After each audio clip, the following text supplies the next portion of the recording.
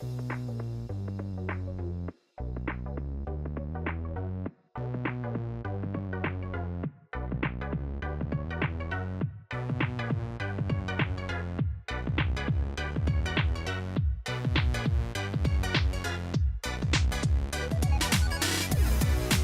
everybody. Welcome back to the Boss Rush Podcast, a great place to play games and be better. I'm one of your hosts, Corey Derrick, and alongside me, as always, is the man who's been hosting all year long, LeRon Dawkins. Does this mean I'm fired? Yeah, you're fired, LeRon. Oh. Except you have to come back again in 2 weeks to host for me. You'll be rehired for 1 week because I'm going on vacation, theoretically. Oh, my Maybe. God. Oh, my God. Really? Yeah. Is this all I am to you now? Just the unofficial stand-in? Yep. You're my body double. We look so much alike. Well, the way you're losing weight, yeah, like you and I are real soon going to be like synced up. Speaking of synced up, also here's the Mad Pharmacist herself, Stephanie Klimov. I don't know what that means. With a special guest, Midna's butthole. Midna, say hi. Oh, she's like, no, I'm out.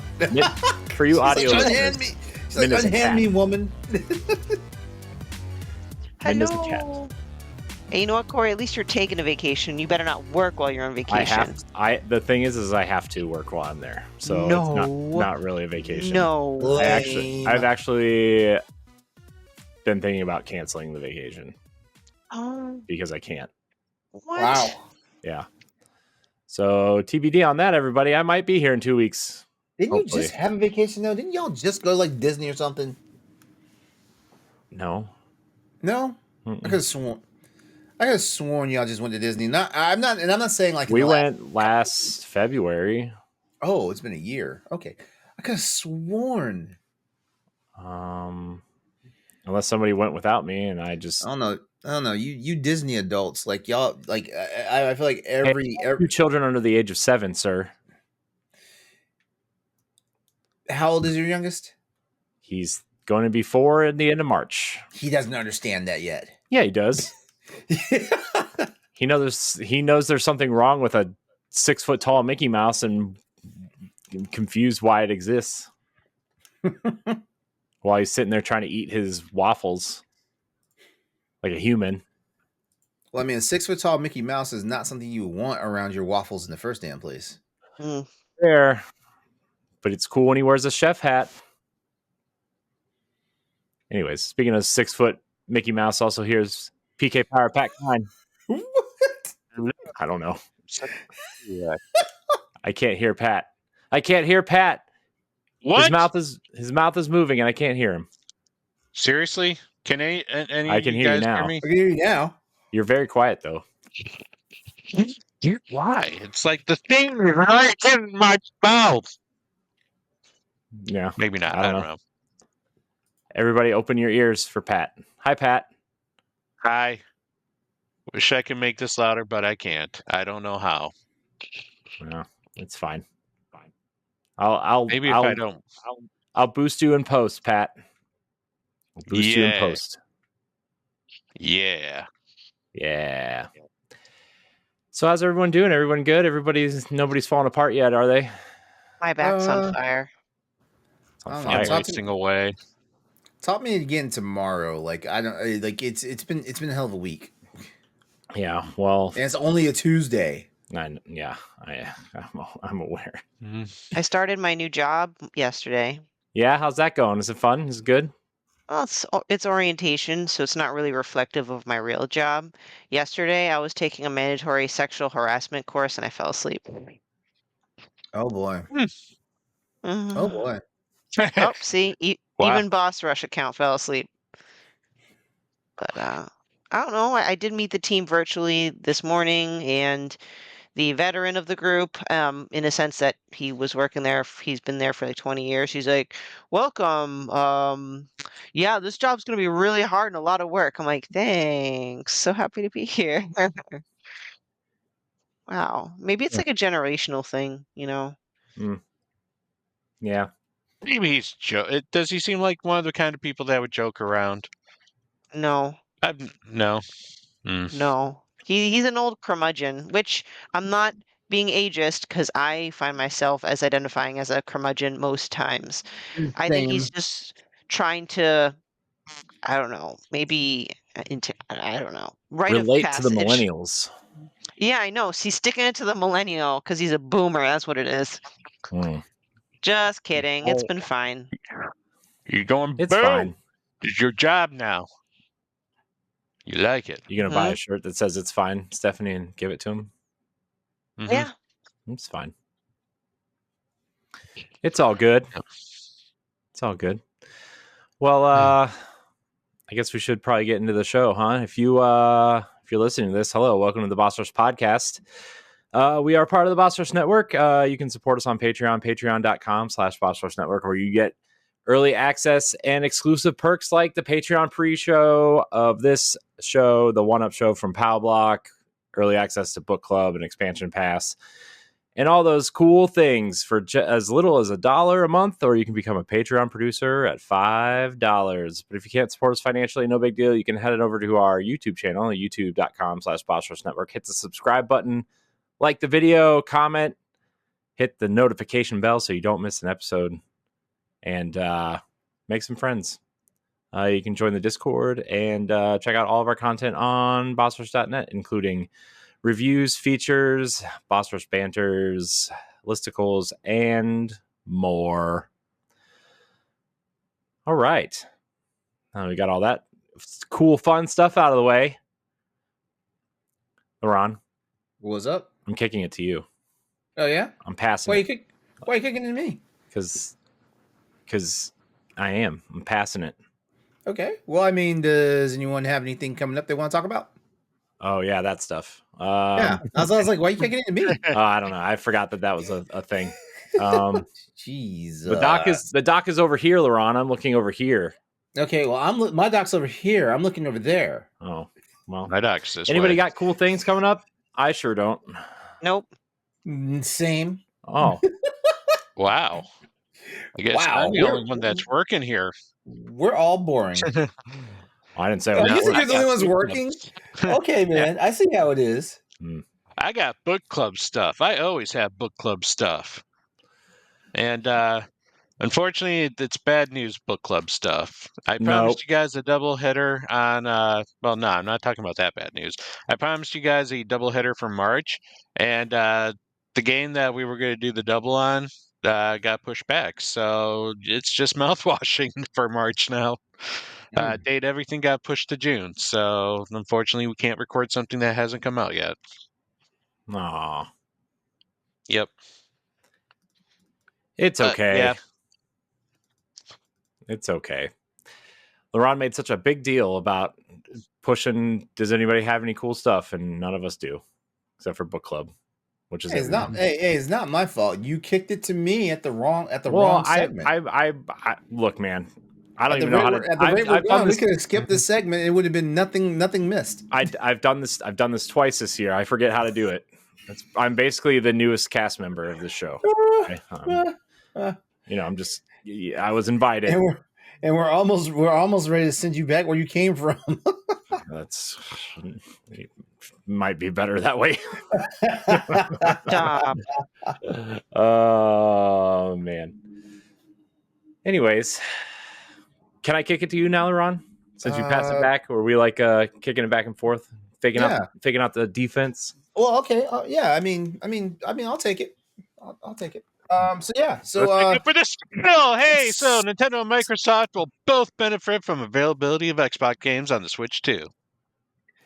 So let's talk about who's the byline? Who's the byline? Some know. Idiot. I don't know. Make stuff up all the time. Well, yeah, that's why we gotta let all our listeners and viewers know this is an op-ed, which means it's an opinion.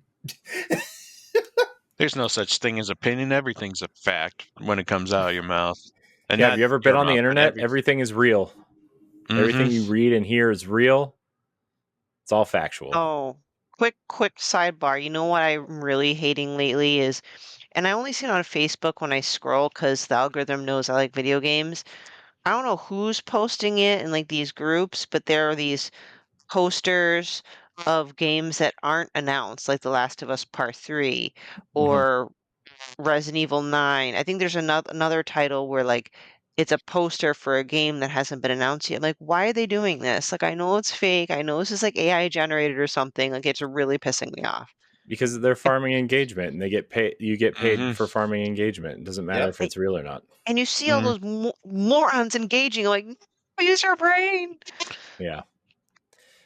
The sad part is some of them know exactly what it is, and they still want to engage. That's the sad part. Mm-hmm. Yep. Anyway, but I think I think this op-ed was brilliant. Yeah, I think the guy who penned it, was okay, kind of fanboyish at the beginning, but wrapped it up kind of nicely, Let me stop. So there's an supporting statement. So there's an article over at bossrush.net right now that talks about how Microsoft and Nintendo could both win big if Xbox games end up on the Nintendo Switch. The next Nintendo Switch, which most likely will be called, wait for it, the Switch 2. Oh, you mean the thing they already announced was called the Switch 2?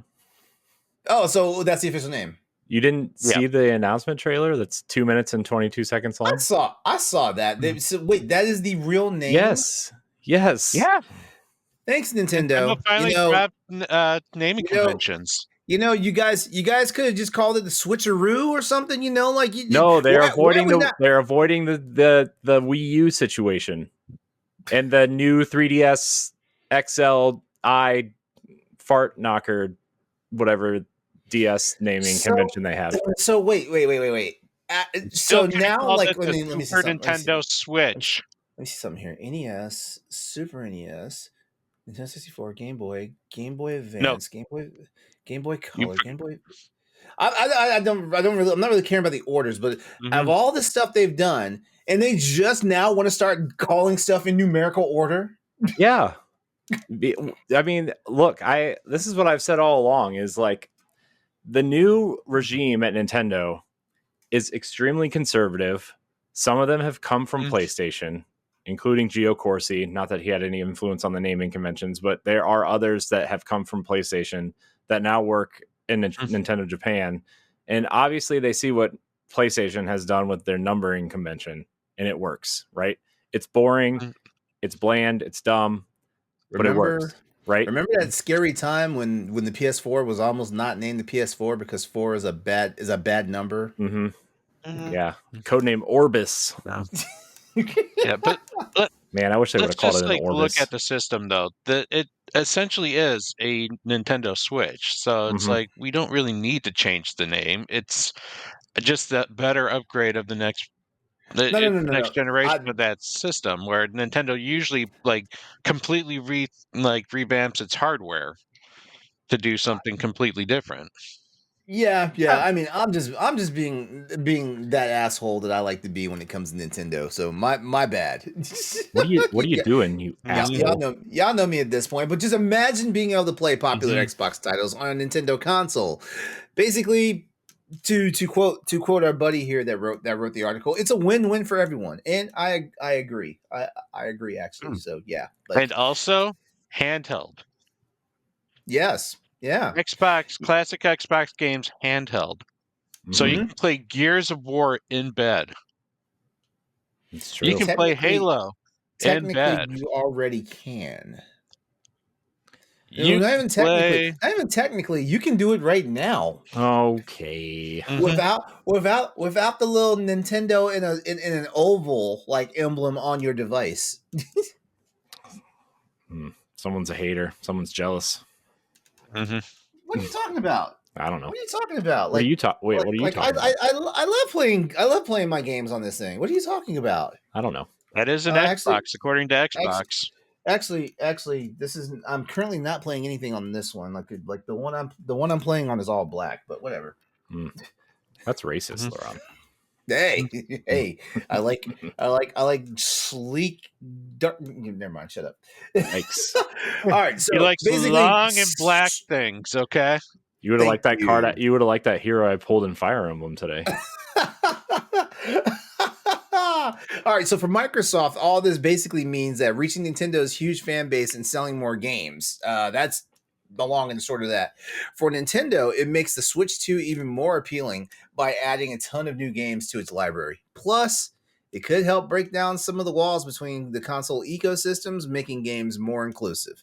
Overall, smart move that could boost sales and make gamers pretty happy. We got some talking points. Should we go down them? I suppose. Let's do it. Go down on them, LeRon. Go down on them. Okay. I prefer to go up, but that's Go just up? me. Whoa. Yep, go up on it. Okay. Yeah. I don't know if that does anything different.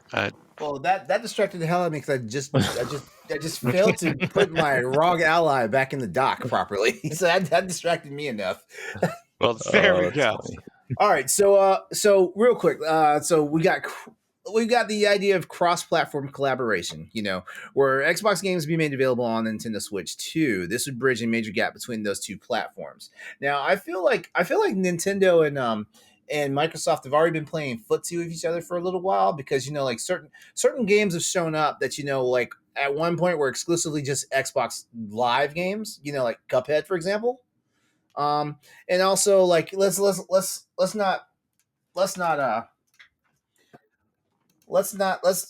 there is definitely some inspiration for this from this. There's definitely some inspiration like there, you know. That controller's looked the same since the GameCube though. Let's be fair. The Pro controller? Yeah, it's looked almost identical since the GameCube. They added an extra shoulder button. I guess so. Except for the Wii U when they decided to put both sticks up top, which was a terrible decision. Yeah, but I feel like Nintendo and Microsoft have been playing footsies under a table longer than anybody's thought to look. I'm going to just throw this out there. I think Microsoft's feet are much more active than Nintendo's. I think Nintendo's just like that is the truth. Yeah, that's true. Sure. That's true. Nintendo still hasn't taken their shoes off. Yeah. That is rude for a Japanese company. Socks. You always take your shoes off when you walk into a building. Hey, maybe they're outside. Maybe they haven't even gotten in the building yet. Yeah. Maybe Nintendo's still in the car. Yeah. But I don't know. With this talking point, like the cross-platform collaboration, we already know Microsoft is trying to get in like everybody's pants at this point now. We already know this and stuff like that. So you know, but the funny thing is, like, I'm trying to figure out, actually, Corey, I'm gonna kick this to you. I'm gonna throw a simple question to you real quickly. Sure, simple. Bring it on. Is it actually the best place for Microsoft, for the Microsoft brand to wind up on? I mean, I think they just want to end up everywhere, right? And I think they see an opportunity with how popular the Switch was, and the Switch 2 seeming probably going to be similarly popular. I don't think the Switch 2 is going to sell as well as the Switch has, but I do think. Oh yeah, I believe that too. I do think it will sell a lot, and regardless of how many units it sells, it's still going to sell way more than the last two Xboxes combined. So, I think it's true though, right? I mean, the Switch has sold more than the last three Xboxes combined. So, I think that Microsoft just wants to be where the players are and hopefully get an eye on them. And then I think the Xbox and the PC platforms are just going to be, hey, if you don't want to pay $70, you can have this box under your TV with Game Pass, you know, and that's how I see it, you know, and I think a lot of people are going to be, and I know you can do this on the Steam Deck, but I think the general population, right? Because like as popular in our sphere as the Steam Deck is, it's still a pretty niche device, and the ROG Ally too, right? Those are still pretty niche devices. I think they'll grow, right? Especially once Microsoft makes the handheld Windows experience better, as they say. But I think the general audience will be excited to play something like Halo or like maybe the original Gears games or some of these 360 or Xbox One games in handheld, you know, and they don't, you know, because a lot of people aren't going to, some people don't even know like cloud devices exist, or like, the Steam Deck is, some people don't even think that that's a real device, which is crazy. But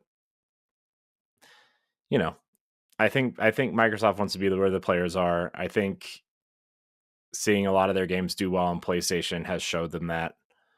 And, they just want to be where the players are. And, Remember, this is an Xbox.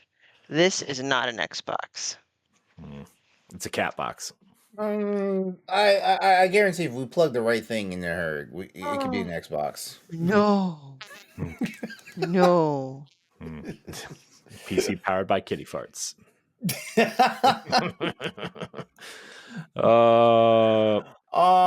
Yeah, but it would be novel to play like multiplayer handheld match of Halo, right? Like it almost bring back LAN parties to an extent, right? More like more ad hoc, I guess, like the PSP and the Vita, but still, like that'd be pretty cool. You could see people sitting around like a college, like what do you call it, common area. A bunch of people have their Switches out and they're all playing Halo. Like that's kind of cool to envision. So I don't know. For me, and I know you can do all that with Steam Deck, right? But it's just Nintendo's more mainstream at this point in time. Yeah, Pat, you were going to say something? Well, for me, I don't know. Nintendo needs to get achievements or, some sort of like reward system like Xbox and PlayStation have. Otherwise, I don't see why I personally would go and play these games again, unless I got a little incentive. Fun fact: Mario Party Jamboree and Fire Emblem Engage both have achievement systems in the game. Yeah, but it's not one that you have to dig into the game to enable to get it. See, that's why I go to Nintendo for most games now, is because I don't want to I don't want to have to feel like I have to get all the achievements in the game at this point. Achievements stress me out for no reason at all. It's just that you see that number and it's like 870 out of 1,000, and you're like, oh, I gotta grind out these stupid multiplayer matches to get 50 sniper kills when you don't use sniper rifles or whatever. And then by the time you're almost there, they added DLC that adds 500 achievements points, and you're like, fuck. I've recently been playing the Tomb Raider remaster, and that game has, I think, 269 achievements or trophies. Yep. Oof. Yeah. Well, there's 3 games in there though, right? So 3 games, 3 DLC packs, but each game has at least 50 to 70 achievements per game. No platinum trophy though. So I think they're all bronze as well. Dang.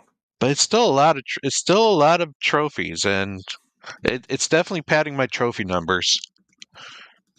Not your platinum numbers though, Pat. Not my platinum. I am 1 platinum away though from 100. So I need to figure something out. I have 2. Almost there. 98 more. You'll get there one day. My grandkids, if they are playing on PlayStation by then, maybe. So let's talk about the idea about the expanded audience for Xbox games through this whole thing. By bringing Xbox games to the Switch too, Microsoft could tap into Nintendo's massive and diverse user base, increasing not only the reach but also the sales of its titles. This is fascinating because I'm curious. Do the actual fan base for Nintendo, do you think there's a need to play Xbox games on that platform versus everybody wanting to? I feel like everybody wants to play Mario games on not Nintendo systems versus everybody wants to play Halo on a Nintendo system. I mean, I think I think that people just want to play good games wherever they're comfortable playing them, right? I don't think people care. Honestly, I think there's a very small group of people that actually care where they play their games. You know, God, I can't imagine playing Halo or Gears of War with stick drift. Whew. I mean, I would say that, you know, playing with if you're going to play those games on Switch, the Pro controller would be the best, or to buy those Hori pads that Andre has. But Oh yeah, interesting enough, you think a first-person shooter might actually be better on the Switch coming up here soon, because the Switch is going to have that mouse support. Yeah, the Switch 2 has that mouse support and the gyro thing that Doom added, and you know, Splatoon, very popular with Splatoon players. Like, there's a lot, because like especially like you think about a first-person shooter with the mouse control, right? Like, you can use one of the Joy-Cons as a mouse, but the other one you have analog movement, not WASD movement. So like that might be like almost the ideal way to play for some people, in a way. So I don't know. I think the general audience doesn't care. The general audience probably doesn't even know that Halo doesn't exist on Nintendo platforms, right? Like, you know, how many times have you walked into like a GameStop or LeRon, you probably know this more than anybody. Like, how many people asked you for the newest Mario game on a PlayStation? Or, you know, that used to happen at one point, but I don't think it happens that much anymore. it's because nobody goes to GameStop. Well, there's All closed. that, but I think we actually got to a point now where Nana's little grandson, like, they finally taught her that, you know, like, hey, like, this is not on Nintendo. I mean, or this is not on Xbox. Well, yeah, but I don't know if people are locked in like that anymore either, because my nephews didn't know, because they wanted to play the new Spider-Man game, and I had to tell them that it wasn't on Xbox, that it was only on PlayStation. Well, hey, I whenever did have- the Blade game comes out, it'll be on Xbox. Yeah, but they were talking about Spider-Man. Yeah, I know. Right. I was just trying to throw a Marvel game out there that they could look forward to. What are you saying, I'm Stephanie? not sure how much more Switch users will get. Hold on, let me adjust my headset. I don't know if that's gonna work. Because if you, I feel like most people have a Switch either as a primary or a secondary. If people can afford it, usually they'll have a Switch and a something else.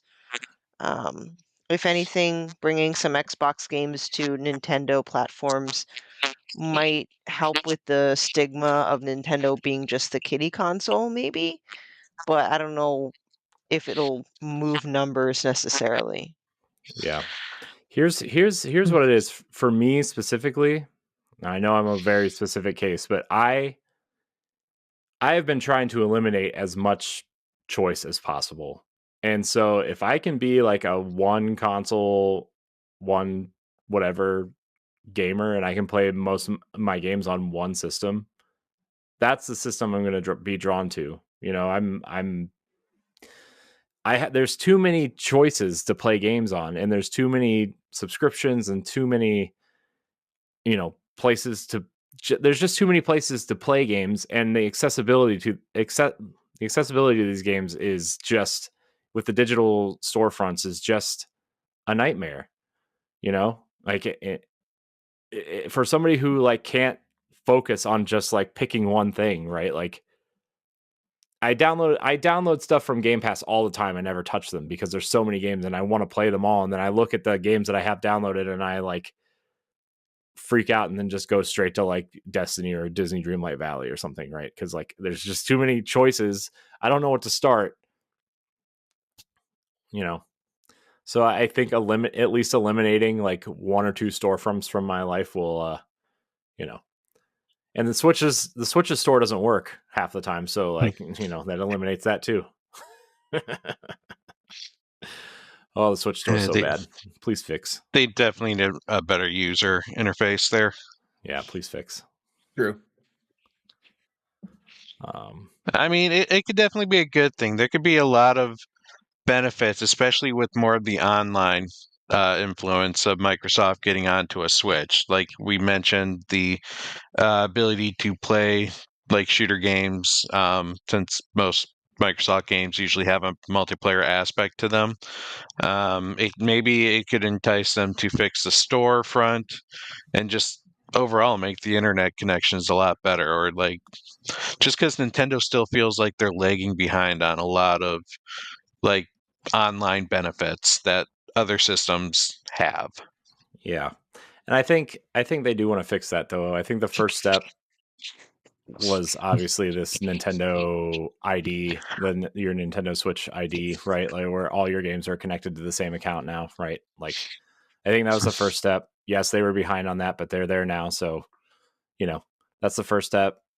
Second step, I think, is this online, and I think with the rise of digital games specifically and them really pushing Nintendo Switch Online, right, as a service, I think they know that their online needs to be better, especially worldwide, right? And I can't be playing a slideshow when I'm playing Smash Brothers online, right? Like it's unacceptable. Or, Mario Kart, I can't be drifting around the corner and then zip back, 50 feet while I'm still turning because it doesn't remember where I'm at when it pings the server.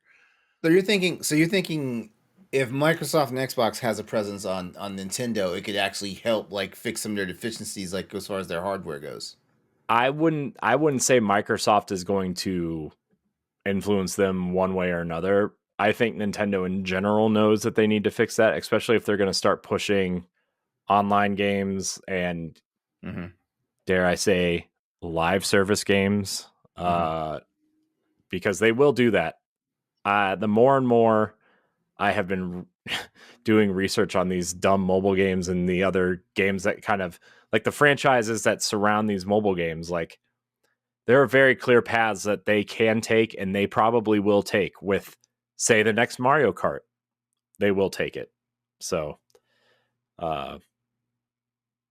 that's my opinion. I think they need, if they want people to stay on their platform, and especially because like you look at something like Fortnite and how popular that is with an age group that they clearly aim for, you have to have a good online service for something like that.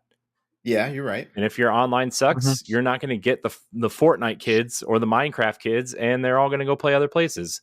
And like, yeah, I don't know. I think that they have to, and they have to know that. And I think that this current regime knows that. So. Well, you kind of help me like actually segue into this. So like we're looking at a little more curb appeal for the Switch too. Like given the fact there'd be a broader library of stuff out there. Because I mean, the one thing I will say the Switch did that the Wii and the Wii U had a problem with was actually getting third party on board and stuff like that. Like now is like like you can basically have your pick of the litter as far as like what games you want to play without them actually being first party games, if that makes sense. Yeah. Especially if it's going to be a little bit more powerful than the Steam Deck from the whatever the leaked specs or whatever. Yeah. And you have a 256 SSD in there, which is also the rumor. Like you said, they're going to have third-party games, and it's not going to be like the Wii where like, oh, well, the HD twins got, Star Wars The Force Unleashed over here, but then the Star Wars The Force Unleashed on Wii was like some weird, side abomination where you're like waggling in different levels and different story and stuff like that, right? Like, or like a Mortal Kombat 1 situation. Consoles. What'd you say, Pat? Mortal Kombat 1 situation.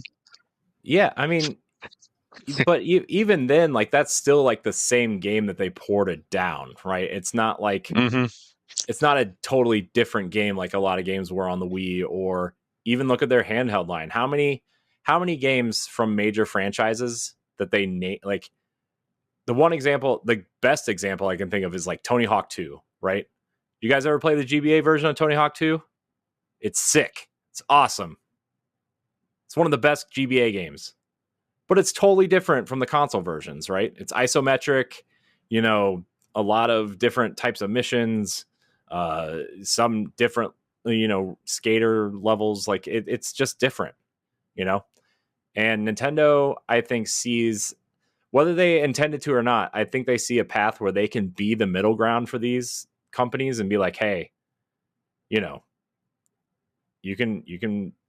have to do much to change your game for us anymore.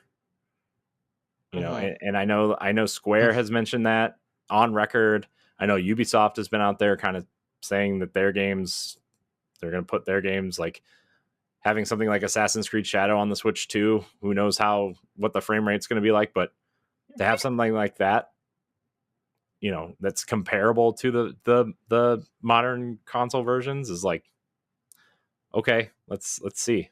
I'm glad you said that. I'm glad you said that because I feel like right now, like with the way, okay, so console gaming is doing its best to keep in step with PC gaming, except not being so bleeding edge. Right. And I think I'm kind of glad we actually are talking about this topic tonight, because I think this right here, if this collaboration is to actually pass and whatnot, it may actually get the companies that want to be on the bleeding edge to, like, take their foot off the gas pedal for a hot minute, because, like, I think with all the stuff that's been going on in the gaming sphere, like developers and publishers, well, publishers more than developers, but publishers are bitching about the fact that XYZ game can't sell XYZ mini copies. I'm talking to you, EA, with fucking Dragon Age, for example. Might come to Switch, might sell more than exactly.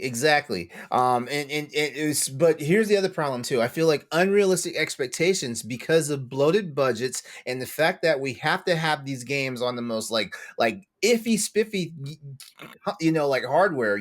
Number one, like, here's how I know for a fact that these guys are not taking the hardware rush seriously, because they're not building games that could play exclusively on an RTX 5090 graphics card or RX 50. I'm sorry, a 7900 XTX. They're not making.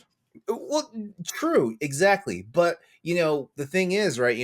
You can't have it both ways sometimes, right? Like, you can't turn around and want to push like the definition on graphics, frames, quality, and all this stuff, like ray tracing and all this stuff on consoles, and then you still wind up putting out something subpar, because, like, I hate to say this, like, developers may know how to develop for these systems, but they don't know everything about these systems to develop it, the way it should be played. Like, like, if these systems are coming off the off the printing press with like 8K, like, emblems and all this stuff on there, why the fuck aren't there no 8K games? And I feel like I'm being such a hypocrite, because like 4 years ago when we started this whole thing of, back when the PS5s first rolled off the line, I remember I was being a cheerleader for the shit, Yeah. But there's a problem, because, like, they want to push cutting edge games, and then they don't understand why, enough people can't play them, and it's so much, it's pretty much like people cannot play them. Like, Hogwarts Legacy came out like an unoptimized mess across like all the platforms, PC all the way down. Didn't the Switch have a major problem as well with that? Well, the Switch version got delayed by like 10 months. It actually runs pretty decently, except that, like, instead of like an open world, it's more like chunked up hub areas that load into new areas. Not like, it's not like it's the same map, but it loads you into, like, when you go into Hogsmeade, like, you can see it, and as you fly towards it, like, or walk towards it or whatever, like, once you hit a certain part of the map, it like hits a loading screen, and then it loads you into the Hogsmeade part of the map. Like, it's Okay. Yeah, but ultimately, like there's a major problem. I think this right here could be an idea to get everybody lockstep,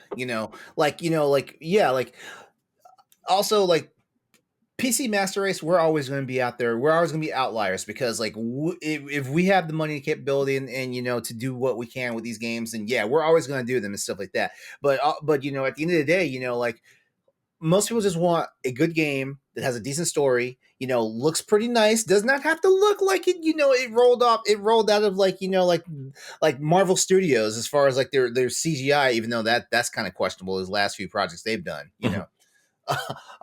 but yeah, like most gamers just want, does it look good? Is it fun? Do I like the characters? Is there a story? Like, and one out of those four, is not missing. One out of those four is not going to break it, but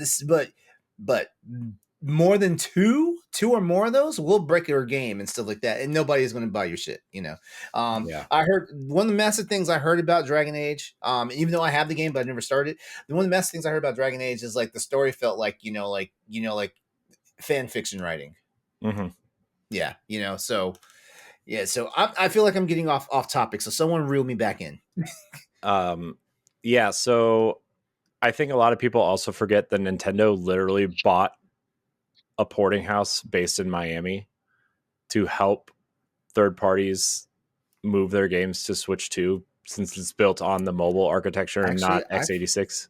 I forgot about that. And they also have like a 8% stake in Virtuous, which is the other porting house that ported like Final Fantasy 10 and 10-2. They ported, they port a lot of games to Switch also. So Nintendo's putting in some effort to say, look, hey, we know our console's not going to be as powerful, but if it runs on the Steam Deck, we will help you port it. Not that they're saying that if it doesn't run on the Steam Deck, it won't come, but you know what I mean? Like if it runs there, it'll run here. So we will help you get it here, And I think that's a smart decision by them to get on that early. Yeah. I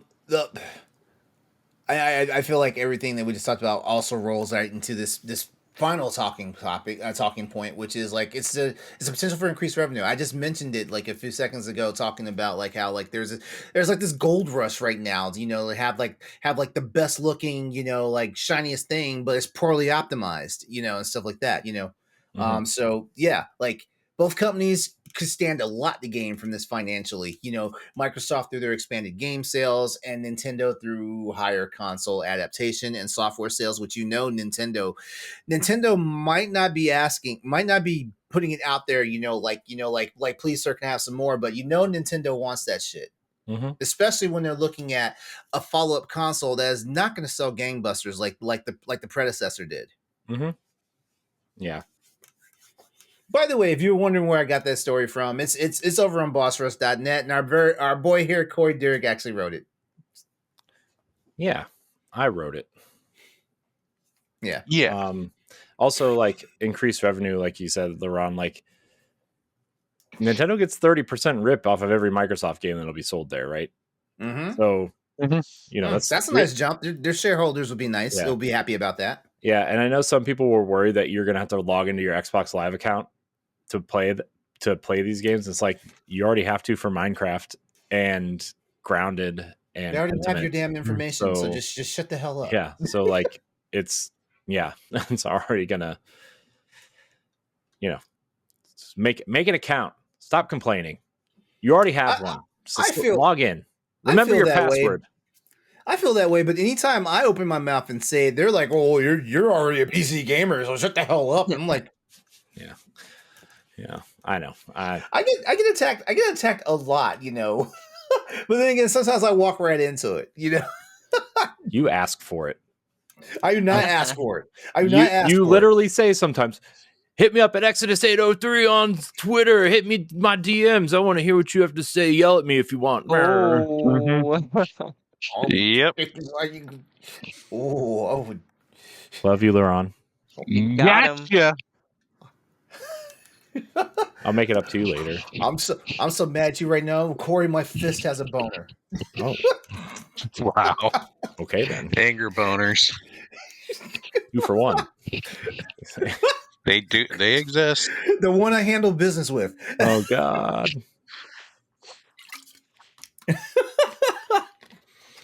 All right. So in summary, the potential benefits for both Nintendo and Microsoft if Xbox games become available on the upcoming Nintendo Switch 2 are massive. We've gotten we haven't gotten the finer details about the hardware capabilities of Switch 2 as of yet. I mean, they're trickling out now. Like I feel like they're almost trickling out as much as all the news about the Switch 2 was trickling out at one point. But there is a certain excitement to seeing Xbox brands highly prolific flavor. Wow, tongue tied there. Highly prolific flavor on a current Nintendo system.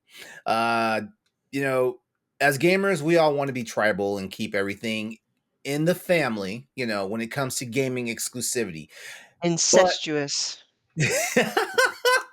And there is a novelty to that overall idea of keeping it in the family. But I've said it many a times across over 100, at least 100 episodes of the Boss Rush podcast at this point now.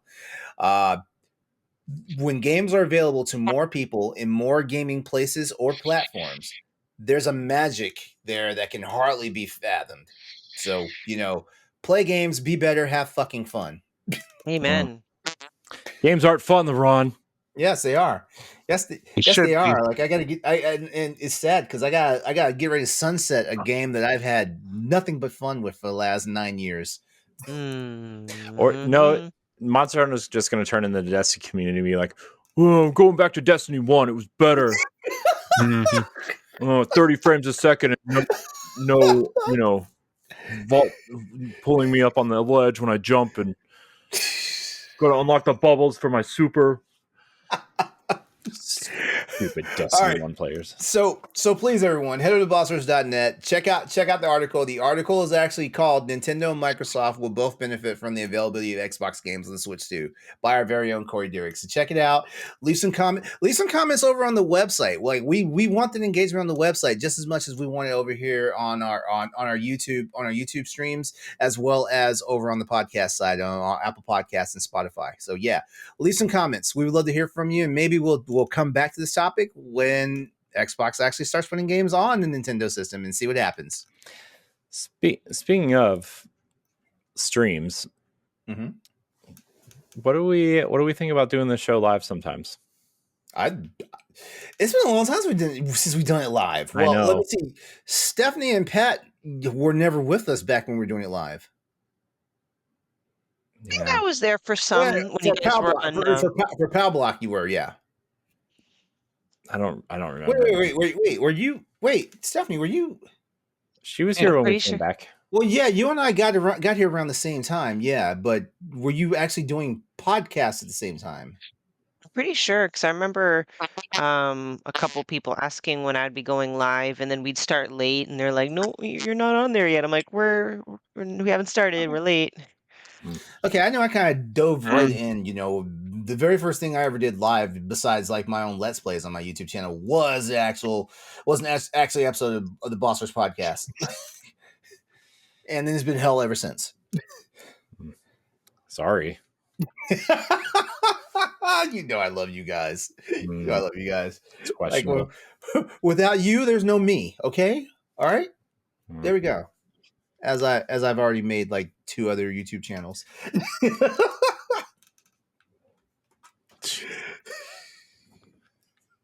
Anyways, someone shut me up. I'm kicking it back to you, Corey. Unless you want me to keep it. Are we playing Digital Hot Potato tonight? Is that what's happening? No. Okay, good. Nope. All right. Well, I had it. You got it. All right. So we should probably talk about the state of play that happened last week, right? I'd like to. It surprised the internet thought it was a magnificent failure because it didn't show 800 first-party games. Were they watching the same state of play I was watching? I don't know. Come on, they were screaming either Resident Evil or I don't know. I'm pretty sure I still saw Silk Song people freaking out. I'm like, guys, stop. They're in every showcase, every First of all, they already said it's coming to Nintendo Switch first. Second of all, Microsoft has the marketing and it's coming to Game Pass. So it's not going to be advertised in any PlayStation anything. You know how the internet is. I know. Okay, so you know what? I'm gonna talk to the PlayStation fan. I'm gonna address this to PlayStation fanboys because I feel like I feel like you Sony ponies out there. I'm technically one of you guys. I feel like Are you? you guys do to Hmm. we do to ourselves the same exact thing that Nintendo fans do when a direct happens.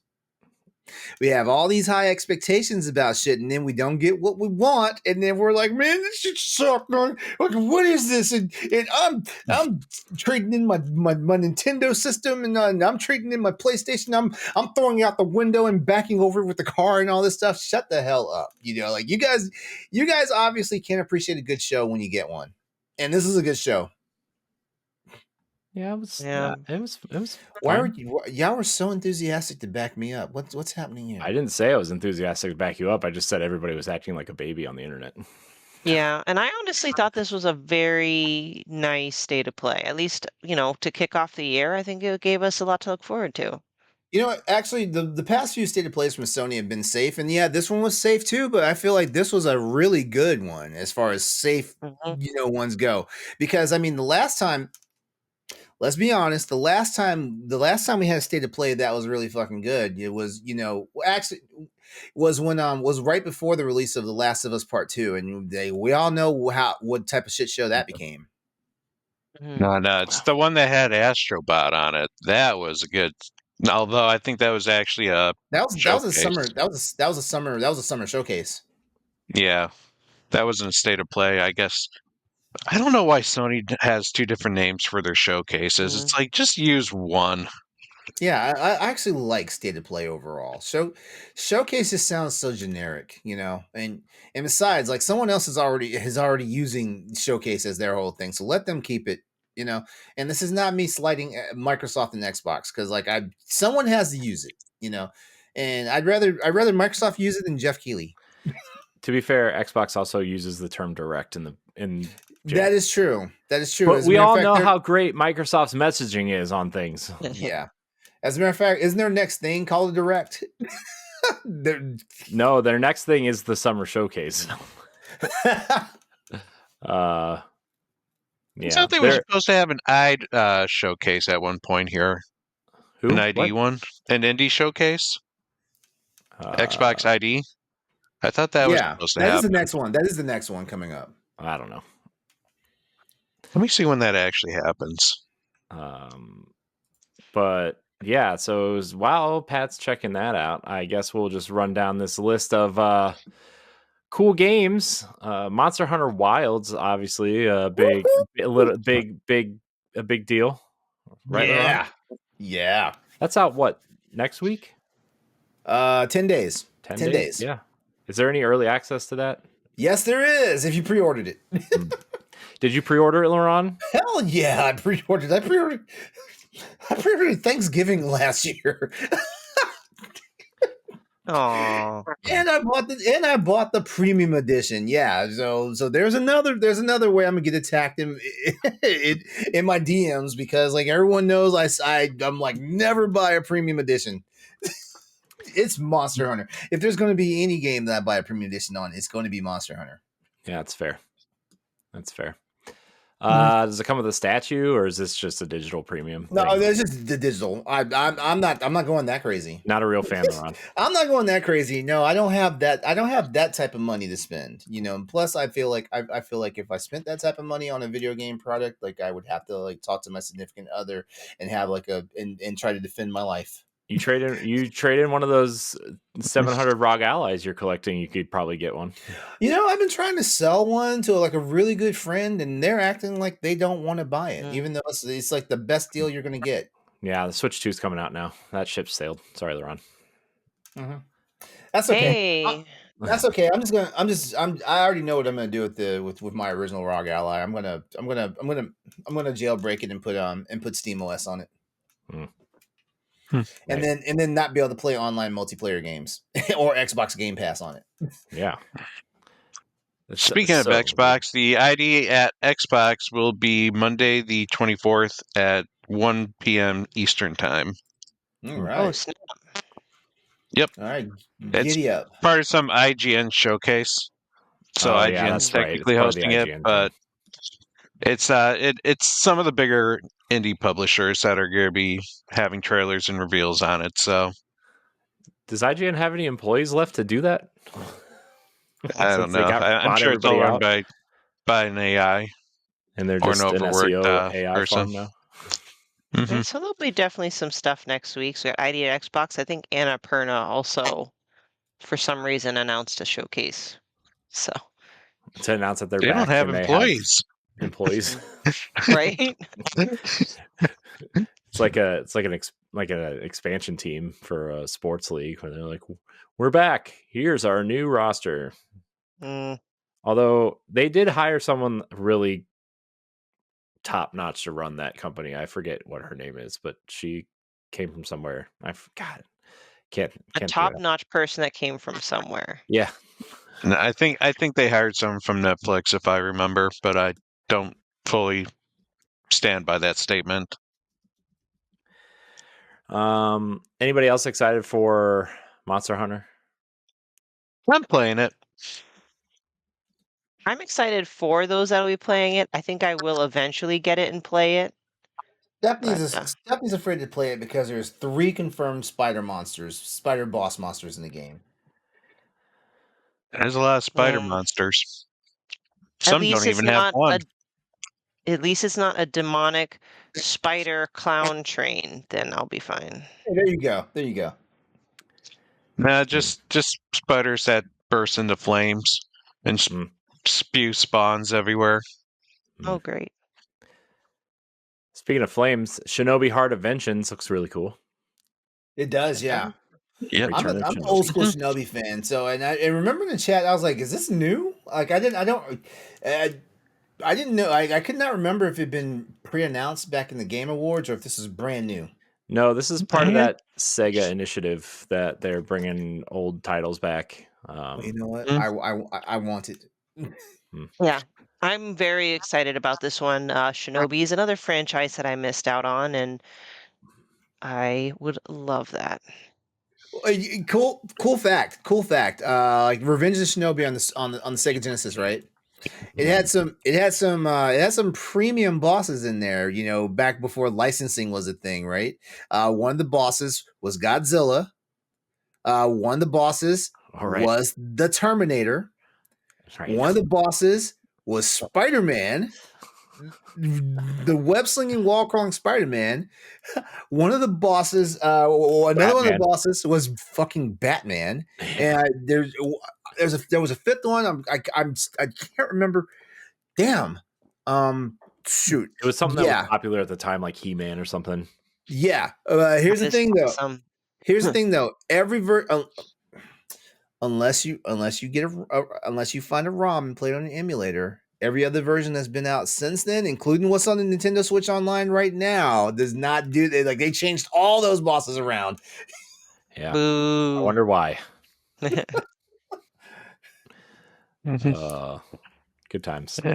Yeah, I think this looks cool. I think it's a good time to be a 2D Ninja fan, I guess, you know, because that other Ninja Gaiden 2D game's coming out this year too. Well, what's cool about this one though, this is why I was really excited to see this game, is because like it looks like it has elements from all 3 of the original Shinobi games. Like I mean, like you look at it, you see like the original Shinobi game, you also see like Shinobi 2 and 3 in there, and you also see Shadow Dancer in there, you know, which Shadow Dancer was like an unofficial Shinobi title, but technically Sega includes it in the Shinobi lineup. A lot of arcade Shinobi in there too. Yeah. Yeah.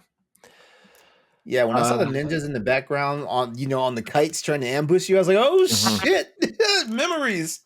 Yeah. All right. Sonic Racing Cross Worlds. Hated it. You know me in kart racing games, though. You know me. Sure, but if there was a Monster Hunter game, no racing.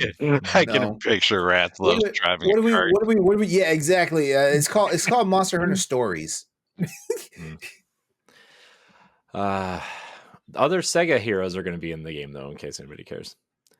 Kiryu Kazuma? I'm thinking more of along the lines of like Sama de Amigo and Ulala. The mascotty characters. No. We need Goro Majima or Kiryu Kazuma. Hell, I'll even take Ichiban Kasuga. Give me those somehow in a cart. Because you know what they have? They have kart racing in they have kart racing in Like a Dragon, and they also have kart racing in the new Pirates of the Yakuza Pirates. Can't speak anymore. So you know what? It can happen.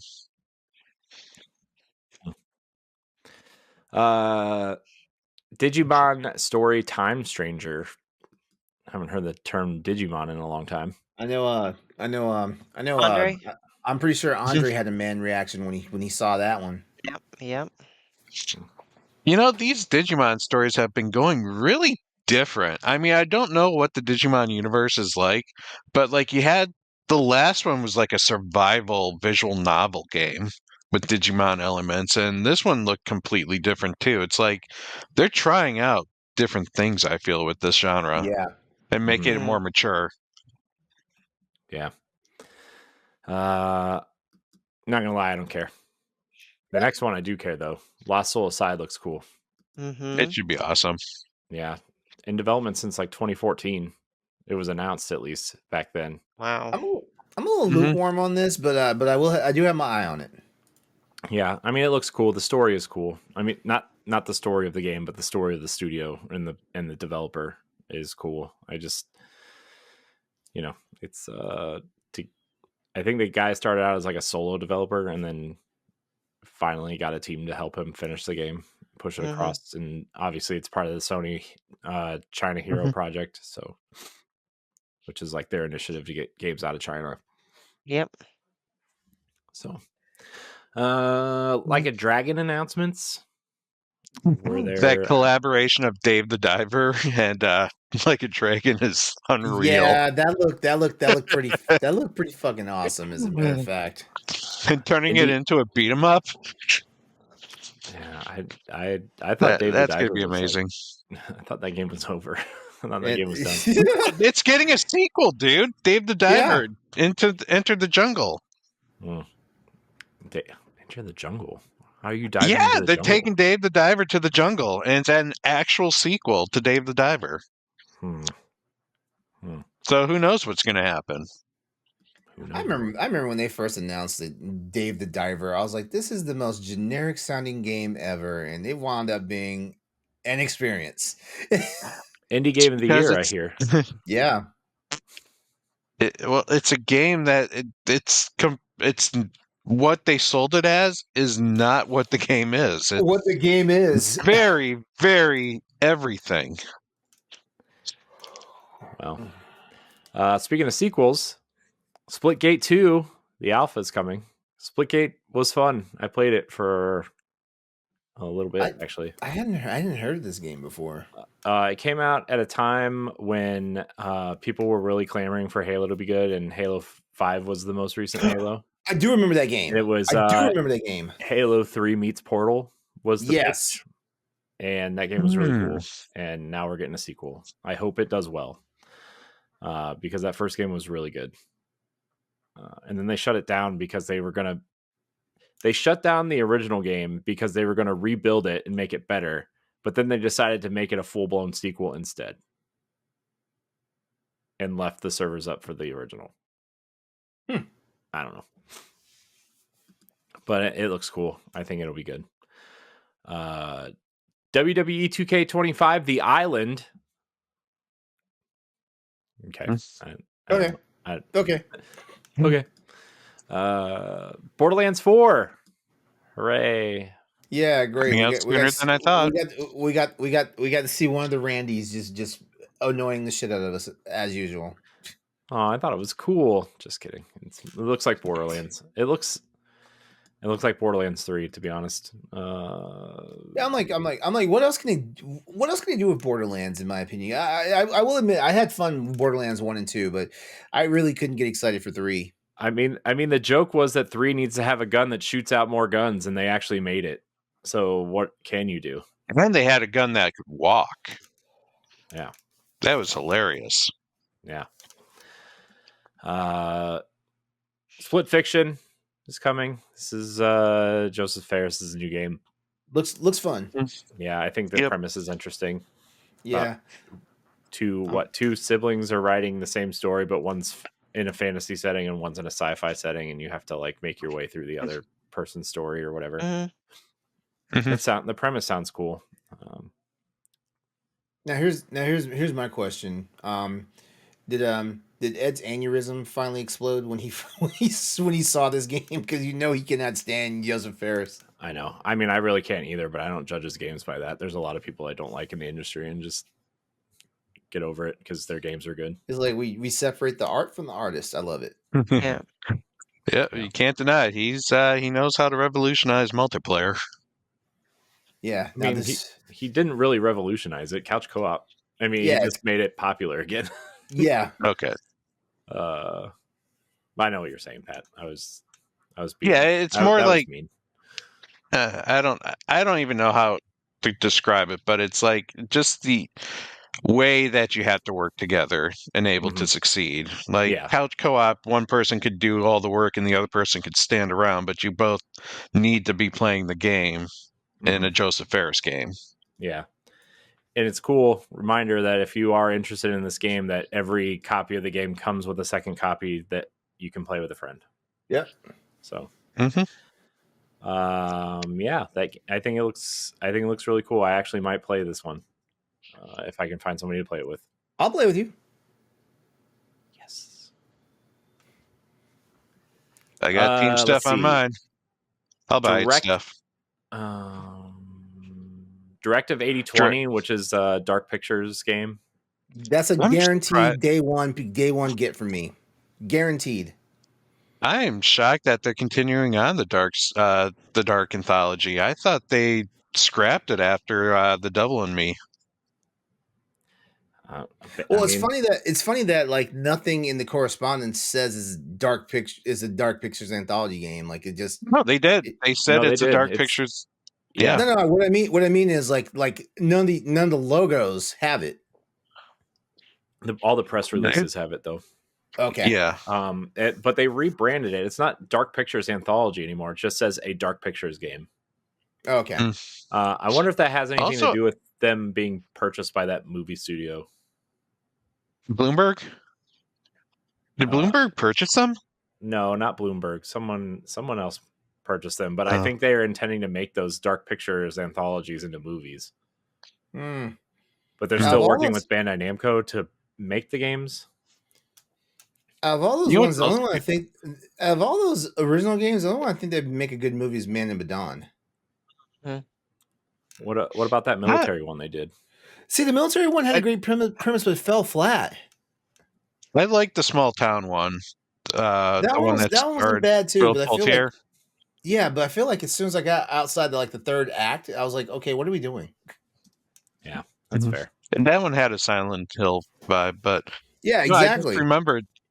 I just remembered the curator is actually dead now. Like the actor died, so it's gonna be interesting whether they had the curator, like a curator in this game, or if they're just ditching that. Yeah, he passed away, so. Yeah, but they can always recast and use the same model or something, right? I mean, so I mean that's what they're doing for Horizon for Silence, right? Because Lance Reddick played him. Did they officially announce that? Well, I guess they have to. No, some stuff came out though that they are recasting him, like the voice. Good, because the voice in the Lego one sucked. Yeah. Well, guess we'll find out. All right, so Five Nights at Freddy's: Secret of the Mimic is coming. Great. The Midnight Walk. Anybody excited? Interesting looking. It's interesting looking. I don't think it's my type of game though. Yeah. I'll probably try it out. We'll see how it goes. Darwin's Paradox. I was surprised by this one. This one's Konami. Somebody retweeted this. I saw and it was like Konami's back in all caps with like 10 exclamation points, and it was this. Yeah. I know. I was like, was this ever announced before? No. This is new. No. This is brand spanking new. And for Capcom or Konami to release a brand new game, that's actually very shocking. They've only been about remasters. Yeah. I think that's why it kind of stopped me in its tracks, and it was such a short trailer. I'm like, wait a minute, is this a brand new game by Konami? And I mean, Yeah. obviously we'll find out when the game comes out, but the graphics are almost Astrobot-like graphics. It's very colorful Mhm. and smooth. I think it could be very endearing. We'll see. I plan on picking this up. It caught my eye, and I'm really curious to see if Konami will achieve the comeback that, say, Capcom has. I forget who they said the developer was, but I can't remember if it was this game or the Shinobi game, but it's one of those games is being developed by the Streets of Rage. That's the Shinobi. Shinobi one. Shinobi. Okay, yeah. Yep. Either way, great developer. Warriors Abyss. Yep. Roguelite spin-off. Who's clamoring for more Warriors? Pat can play that one. I'm good. Always one. Already have. Speaking of one, right. they showed not one, but two Onimusha games. They finally announced the remaster of Onimusha 2, which is the best one, in my opinion. Very excited for this. I loved Onimusha on PS2. And then they showed more footage of Way of the Sword, which continues to look incredible. Shocked to see a little bit of humor in the trailer, though. I guess like you're so used to seeing these types of games taking themselves so seriously that like I don't know, it's kind of nice to see a little bit of humor in some of these games. So a lot of ninjas. Ninjas are in. Yeah. Yep. Ninjas are hot right now. Yeah. Zombies are out. Ninjas are in. You know what else is in? Ape Escape. Lies. Oh, in Metal Gear Solid Snake Eater remake. Finally And coming out. It was in a. And there's supposed to be more. It was in the surprises, original too. one. Yeah. You know what's funny is that Sony made a big deal that the apes aren't coming to the Xbox version, and everybody's like, yeah, well, obviously. But the Xbox version is getting Bomberman instead. It's the same mode, but Bomberman instead of Ape Escape. So that's kind of cool. Hey. Not bad. So what did everyone think about the trailer for Metal Gear Solid Snake Eater here? It was good. It's fine. It was good, except I was like, man, why is it looking so stilted? It was reminding me of like South of Midnight, like back when we were like, are we going? Yeah, so I'm hoping that's not a thing, I mean, it looks like Metal Gear.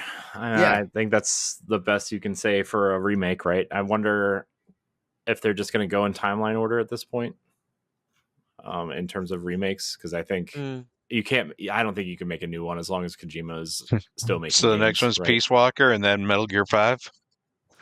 Maybe. I mean, they could do an HD I mean, at the very least, they could do an HD remaster or a 4K remaster of 5 and Ground Zeroes, right? Like, but I guess we'll cross that bridge when we get here.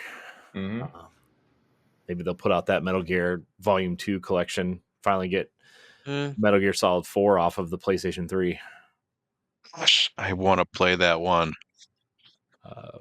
Hell Is Us was announced. I don't remember which game I've read a little bit more about this. The thing that it's supposed to be an open world, but one of the things that turns me off is it will have no like map mark. It doesn't have a map, and it won't have like map directions. It's basically you explore on your own and have to memorize your own like landmarks and stuff to figure out where things are. Cool. And, like even Elden Ring had a map. It's true. It's true. Although I didn't ever get out of the first one after 15 hours of playing it. So, yeah, cool. The next game is the Lies of P Overture expansion. Yeah. Sure. I was actually surprised on this because I didn't expect to get any new Lies of P news at all. Yeah. Well, I mean, they announced they were making an expansion when the game came out. It just we haven't heard anything about it since then. But shocked that it was at a state of play since Xbox had the marketing on the original. I guess it wasn't part of their deal. Dream of Another is coming. Dreams of Another. The art style for this is very intriguing. It's like a voxel style. Yeah, and it's supposed to be like it's supposed to be like a third person shooter, except like you're shooting stuff and not destroying it, but creating it. Yeah, altering your surroundings. So I'm like, all right, I'm down for some unique gameplay. Yeah. Anything that's unique is okay with me. Trying something new, something cool, just something different. You know, it's not different. Days Gone. It's coming back. Remastered. Nice. I should have known something. I should have known something was going on because I was getting ready because like the PC version of Days Gone had like it was like an all time low of like $7. In certain stores, and then the day that I was thinking about buying it, it shot back up to like $20 something. I was like, what's happening here? And then this announcement happened. That's exactly what happened to Horizon. Yeah. On PlayStation, it was $19.99 for like 5 years, and then it was $39.99 when they announced the remaster. Yeah, because of the $10 upgrade. So yeah, I mean, I wish like I'm happy it's getting a $10 upgrade. I think that's at least fair. Yeah. That's the way that PlayStation seems to be going, right, with their first party. So. Stellar Blade's getting DLC. This is coming to Infinity Nikki, which is their other. I think it's their mobile game. Nikki got us a victory. It's a different Nikki. No, it's all the same. No, it's all the same. Infinity Nikki ends with an I. This one ends with an E. That's fair. Yes. Anyways, this is Shift Up's first game or first set of games or whatever. So Stellar Blade. I'm glad that game did well for them, though. Yeah. I'm excited to see what they can do with the sequel. Then we got a lot of PS Plus announcements. Armored Core titles coming. Yeah, LeRon. I'm an Armored Core fan. As a matter of fact, all those Armored Core titles I actually remember owning at one point. Nice. I'm interested in playing Lost Records, Bloom and Rage. That actually came out today. Let's see. Star Wars Jedi Survivor, if you haven't played it. It's a good one. It's a great one, actually. I really like that game a lot. Blueprints is coming out. It's a puzzle game. I'm not a smart person, but I want to play this game. Looks cool. Yeah, very atmospheric. Seems interesting. I think I missed this one, so I'll have to recheck that. Unfortunately, I was working during this, so I had my cell phone like on a corner of a desk where no one else could see it, but I had to focus on work. Work? What is this work thing? I don't know. Something that apparently I have to do and able to play video games later in my life. Dang. I mean, it's a good enough reason to have to do that, right? Yeah. Yep. Blueprint? Nope. Yeah. Nope. That's what we're on. Abiotic Factor? Did I say that right? I hope so. Abiotic? Yeah. Yeah. I think. Multiplayer survival game. So we don't have enough of those.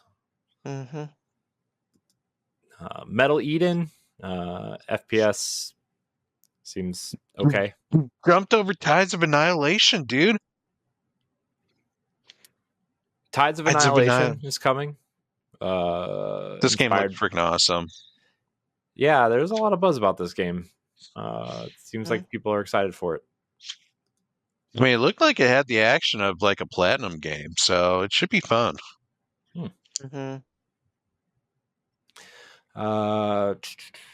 Let's see. Mind's Eye is coming. Yes, there's another day one get. Yeah. Yeah. And then they ended on Saros by Housemarque's new game. which I guess it's about time, right? Because what Returnal came out 2021, I think. Yeah, something Mhm. a while ago. So it's about time to see something from them. Housemarque does good work, so good for them. See, I felt like there was something for everyone here. Yeah, agreed. Yeah, I hope I don't know everybody out why there is they excited didn't. for something. I don't know why they didn't. Then, like right after they announced that Astrobot was getting 5 new levels, Yeah, like that's the then thing. Yeah, not on that the. was a little screwball. That seemed like something fun you could have opened with. Right. Mm-hmm. So Astrobot no. gets no love from Sony, but wins I Game know, of the and Year. after winning Game of the Year and everything, come on, Sony. Yeah, come on, get it together. Get it Hey. together. Hey, it could have been worse. Could have been worse. Like, the game could have won Game of the Year, and then like they dropped the company. It's fair. Mm. Hopefully that never happens. By the way, speaking of Sony, did you see the recent new interview with Shuhei Yoshida Yeah. Oh about what he said gosh. about Jim Ryan? Yep. About how he said he can either essentially be demoted to be the indie guy or leave PlayStation. Ooh. Yikes. I saw that. I still feel like, I don't know, like I don't know. I'm not trying to be a Jim Ryan apologist here or whatnot, but I still feel like Jim Ryan was doing shit that he was being told from his bosses.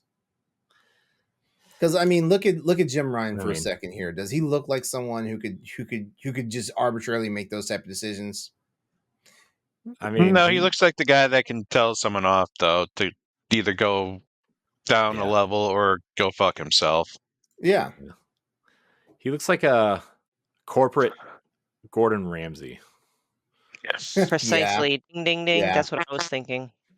So, all right. I guess State of Play wasn't bad. So everybody out there, B+ do for your me. bets.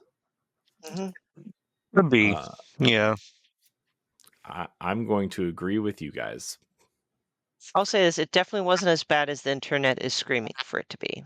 Yeah, I think people were just expecting more first party. I think here's the thing. I think More Nintendo Directs have AAAs. set a precedent of like what people expect to be announced, and they shouldn't be expecting other companies to be a Nintendo Direct because Nintendo relies on their first party output where these companies don't. So, Yeah. So I mean, not that that's Nintendo's fault either way, but it is what it is. So, all right, let's talk about what we've been playing real quick, and then we'll get out of here.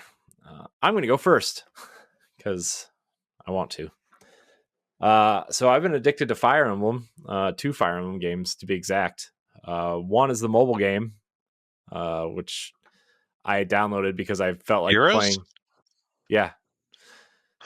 Yep. And it was a good time to download it too because it's 8th anniversary and I got a bunch of cool stuff for free. And I also got a welcome back package because I played it when it came out 8 years ago. Yeah, I haven't spent a dime on this game, and I've played through the main campaign. I'm working through my way through it for the 3rd time on Lunatic difficulty, which is the hardest difficulty, just to get orbs to unlock characters, and it's really easy. I'm not gonna lie to you. This game is Nintendo's not trying to make money off of this thing. I'm gonna tell you. I've probably put seriously 25 hours into this just by having it sit off to the side and go into auto battle and training my heroes or whatever. And I've gotten almost every single hero that I've wanted so far, essentially. So they're very generous with handing out their 5-star characters as well. So, and after every 40, if you don't get one within 40 tries, they let you pick a 5-star hero from their that whatever machine you're unlocking these characters from. So that's nice of them. It's fair. So, and they also limit you on purchasing things.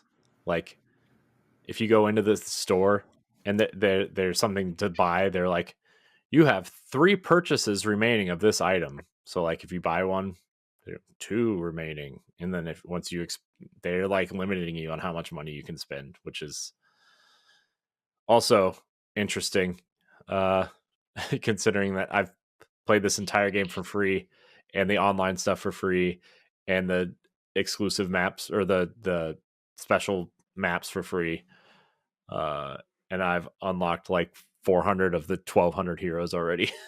So,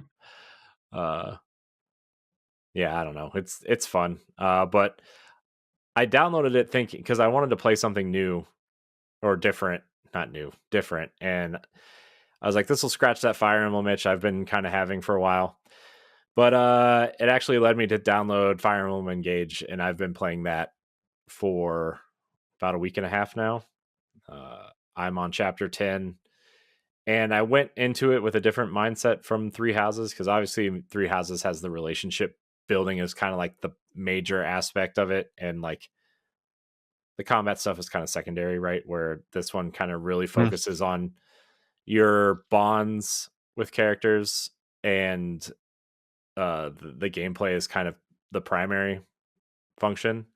But it's really fun, because going through and unlocking the different emblems, which are characters from past games, to join your team, and actually you can like merge with them and unlock new abilities, which is super cool.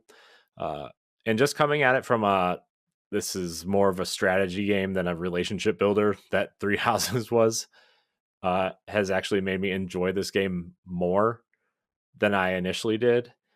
And coming back to this game after not initially liking it is like, it just shows you that maybe you don't need to play a game right away because of the hype around it or your expectations around it. Maybe you just sit on it for a minute and then go back to it. So I really like the cast of characters so far. I've only made it to 2 of the 5 continents because I did the whole the Divine Paralog side quest, which unlocked 5 emblems. So that was cool. It's the DLC, the Three Houses DLC that you get, but it goes into other games as well. And then yeah, I just, every time there's a skirmish or like a side battle, I'd go do it just to train my characters. I have 3 characters in the second level of leveling. So like there's like your base level, and then there's your advanced level. So like a sword, like a sword wielder goes to sword fighter, then goes to like sword master, right? Those are like the 3 tiers, and each one has 20 levels in it. So I have 3 characters in that second tier, just by leveling. So it's super fun. I'm really enjoying it. And yeah, I guess I'll pass it on. I'm glad that you're really enjoying it. I personally thought like I like more of the story elements of the Fire Emblem series, so I was more of a Three Houses fan. But yeah, and Engage definitely focused on combat. Have you played in the older Fire Emblems? Yeah, I've played every one since Awakening. Okay. Try some of the ones before. I think one of them is on the Game Boy Advance Switch, Nintendo Store or Yeah. Nintendo Online. Yeah. And that one, the old school ones focus more on the combat than they did the story. So yeah, the one I can relate this the most to, actually, in terms of the recent ones, is Fate's Conquest. yeah, that was more combat related. Yeah, and strategic. Yeah, but yeah, I have actually. I've actually been like looking on eBay to see how much older versions of these games cost as like physical versions, because I'm in the rabbit hole now. So scary thing to be in. Yeah, I know. Turns out I only need 3 games though. I only need the DS and the 2 Game Boy Advance games. Well, I guess in the Wii and the GameCube versions, which I had, but that's a story for a different day. But yeah, I love it. the I think Wii it's and great. GameCube ones are gonna be the ones that put you in the doghouse. Yeah. The GameCube version's actually come down quite a bit, and there's been rumors floating around that you're going to get a Path of Radiance and Radiant Dawn collection on Switch as a remaster. But that rumor's been floating around for like 2 years, so. Yeah. I think I'd rather get Fire Emblem 3, the Generations. One that keeps being rumored for an Echoes. The Genealogy, that's what it's called. Yeah. Yeah. So. Fire Emblem. Yeah, Fire Emblem. Engage. I can say like an anime girl, like the title screen does. Engage! With ring and all. Who's next? I can go next. Great. I mean, it's not like a big shocker, of what's been going on as far as what I've been playing, So Monster Hunter, more Monster Hunter. I'm in my final run, basically. I feel like I said earlier that that I was going to be sunsetting a game here real soon, and it's definitely Monster Hunter World Iceborne. But the funny thing is it looks like I will probably still have a small presence on that game, because there's a possibility that certain friends will not be able to play Wilds when it first comes out, because they're playing it on they're playing on the Steam Deck, and right now we don't know if it's going to get verified. Yeah. Yeah, and I was like, don't you have a PS5? And they're like, no, I sold that too. And I was like, what? Yeah, so yeah, it is what it is. Ghost of Tsushima Director's Cut. I'm still in that. I'm loving it. I'm having a lot of fun. And of course, I participated in the final Monster Hunter Wilds beta, the beta 3. And I did something that I never do when it comes to these Monster Hunter betas and demos. What'd you do? I actually did not. Didn't you? No. No, I did not fight the big bad monster of the demo. I fought every other monster except for Arkveld. I was like, I want to be pleasantly surprised. I don't want to go in there knowing exactly what Arkveld's going to do or do to me when I play him for the first time. So I decided I saw Arkveld on the map, and I was like, I'm leaving him alone. You admired him from a distance. Yep. Explored his beauty and nature, but refused to disrupt it. Yep. Now Gypsaros, I smacked around like a little bitch, because Gypsaros is a pain in my ass back in the Monster Hunter 1 days. Yeah, that's fair. Yep. Little flash. Yep, so there's that. So yeah, for the rest of this week, the only thing I'm doing is I'm just trying to the rest of this time left in Monster Hunter, I'm trying to finish introducing Andre to all the monsters that he can see in Monster Hunter World Iceborne. He's actually getting intimidated by some of the stuff I've told him. Oh, Andre. He still hasn't seen Silver Rathalos, or he hasn't seen Silver Rathalos, he hasn't seen Safi'jiiva. I introduced him to the monkey, but he hasn't seen the super monkey. No Super Saiyan monkey? Well, I mean, yeah, regular Rajan goes Super Saiyan, but there's one that's like Vegeta. He's always Super Saiyan. Super Saiyan. Stephanie, what are you playing? Okami? Same 3 games that I've been playing. Excuse me. Pokemon Trading Card Game Pocket. I'm totally not playing that while I'm going through my 6 hours a day orientation this week. Gory Cuddly Carnage on my PlayStation. It's very cathartic, just destroying every monster in sight and seeing blood just everywhere, and rock and roll guitar riffs and adorable little cat comics in between levels. And yes, Okami HD, because I've already put in at least 26 hours in. I'm so close, I think, but I've been telling myself I've been so close for the last 15 hours of the game. So what was the last boss you fought?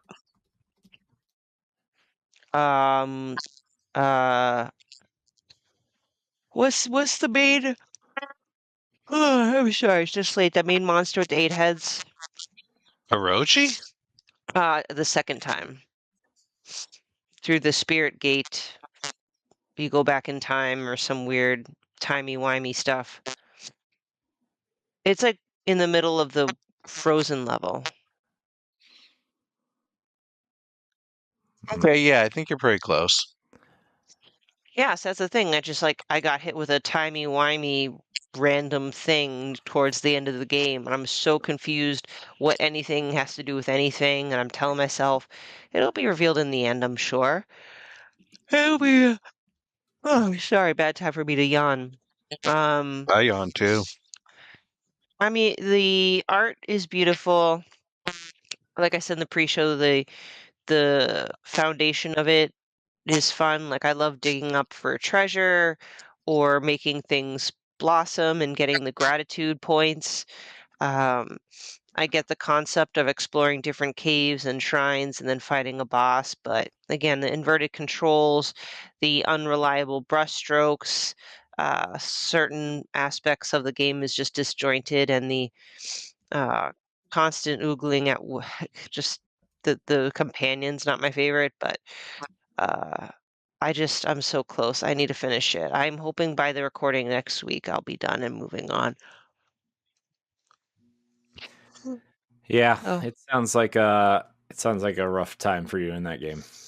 I think it's time to part ways. Well, the good news is because it does have a lot of the building blocks there, I do feel confident that the sequel will be good. As long as they apply modern controls and just more up-to-date dialogue and stuff like that, I feel like it's going to be a banger. Yeah. The thing for me with Okami was the the inverted controls that couldn't be changed. Oh, that's rough. Yeah. So, Pat, what are you playing? Well, for Valentine's Day, I decided to go with a very abusive mistress. Oh, jeez. I decided to hang out with Laura Croft for a little bit. Oh. And all the pain and torment that she brought to the table in Tomb Raider 1, Nice. the remaster. Because that game is hard. There are a lot of moments where you just like try to walk just a little bit and she falls off a ledge and, to her death. And so many times, or you try to do one kind of a jump and she does another, it's it's one of those games that it doesn't really, the gameplay has not aged very well.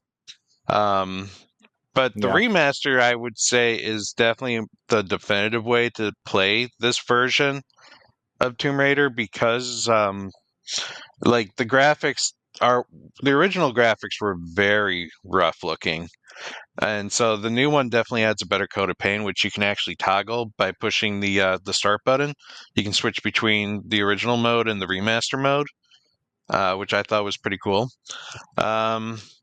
And truth is, I probably made this game harder for myself than I needed to because really the difficulty comes with having to retry things over and over again because it's a manual save game. So you can actually save anywhere you want, provided you don't accidentally save somewhere where you're just about to die, because then that's really going to screw you over. But I managed to get myself through it, and that was game number 5 for the year that I beat. And then after ranting and raving about how angry the game was getting me, I went right into the DLC and did those 4 levels and finished that today. So that would be game number 6. Nice. DLC is just basically more Tomb Raider levels for the game. Doesn't really affect the story one way or another. It's just 2 that take place at the in the last area, and then 2 that takes place in Egypt that have a cat theme to them. So I thought I really like the Egypt ones with the cats. Nice. I also played Warriors Abyss because I am a huge Warriors fan, and even though the thought of a roguelike scared me, I decided it's still Warriors. You're still beating up thousands of people on a screen. And true to its nature, it is definitely a roguelike. Basically, you start off on a floor, you have an objective to wipe off so many soldiers, and then you get a reward at the end, whether you can get another team member on your team, or like maybe some items to upgrade later on. But then you move on to another floor, and you do that for 8 floors, and then you get to a boss. And the boss is usually the thing that's going to completely kick your ass and make you redo the dungeon over and over and over again. I'm trying to find out what the caveat is, or what, it's the more permanent upgrade. And I think it's just being able to get better people on your team by accumulating resources and using those resources to unlock new warriors.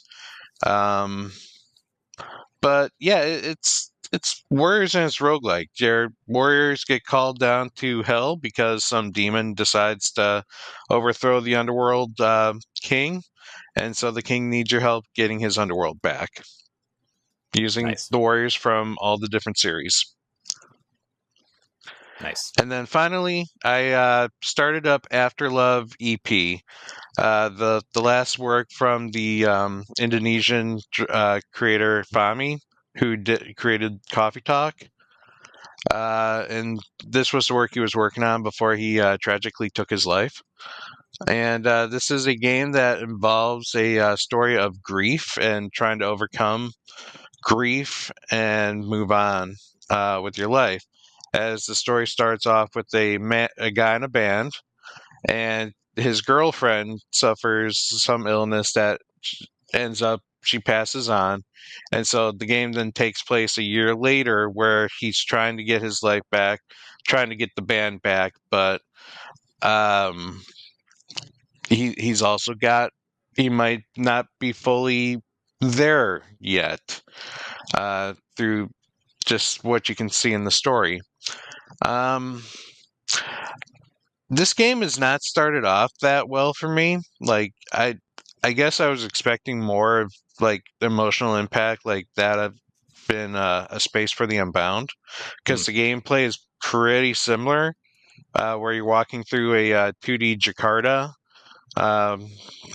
back and forth on a screen and like hitting up different like shops and stuff. This game has more of a Persona social system vibe, where you are given a month. You have a deadline at the end of the month that you basically have the whole month to figure out what you want to do, whether you want to socialize with different people or go see your therapist, or you have options, and those options are going to be what then is going to create how your game's going to conclude. So I didn't realize the game was going to be as open as it is, with as many outcomes that it can have. So I guess I just kind of have to change my mind frame going back into this game, because I thought it was going to be more of a linear story. But so far, the characters are, for the most part, the side characters are pretty awesome. The characters I have more of a complaint about is actually the main ones.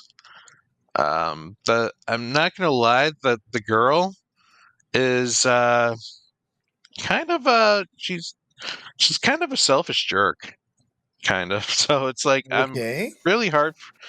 It's really hard for me to like her and feel bad that she's dead. Jeez.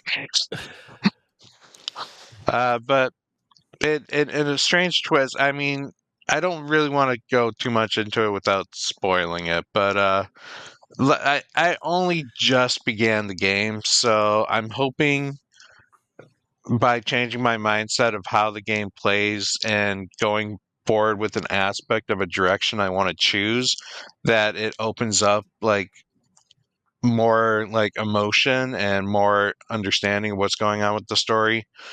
But yeah, so it's a slow start for me, and I want to get myself to like it, because I do want to support this game, because it's Fami, and he had a very good connection with their friends over at Toge, so it's a Southeast Asian game. So we'll hopefully hear more about it later, but that's what I've been playing. Nice. Well, we did it. Another episode in the bag. I want to thank everybody out there for watching and or listening to this episode of the Boss Rush podcast. I also want to thank LeRon, Stephanie, and Pat for their time as always. Yeah, boy. You can find us every week on your podcast service of choice, on YouTube, and for just $1 a month on Patreon, you can get early and exclusive access to specific shows like Expansion Pass and pre-show, and 1 month early to book club, all those things. So go over there, check it out. You can also follow for free if you want all of our shows on the same feed. You can follow us for free. If not, no big deal. Subscribe on YouTube, leave us a rating and a nice review on podcast services. Check out all of our content on bossrush.net. I want to thank everybody for watching and or listening. And until next time, we love you. Goodbye. Bye. If you want to see how you can become a Patreon producer, head on over to patreon.com/bossrushnetwork. The Patreon producers for this month are Adriel Munger, Austin Campbell, Celeste Roberts, Christian S., Sana Dierig, Francisco Santillan, Matthew Keel, and Todd Oxtra. Thanks for your continued support of the Boss Rush Network.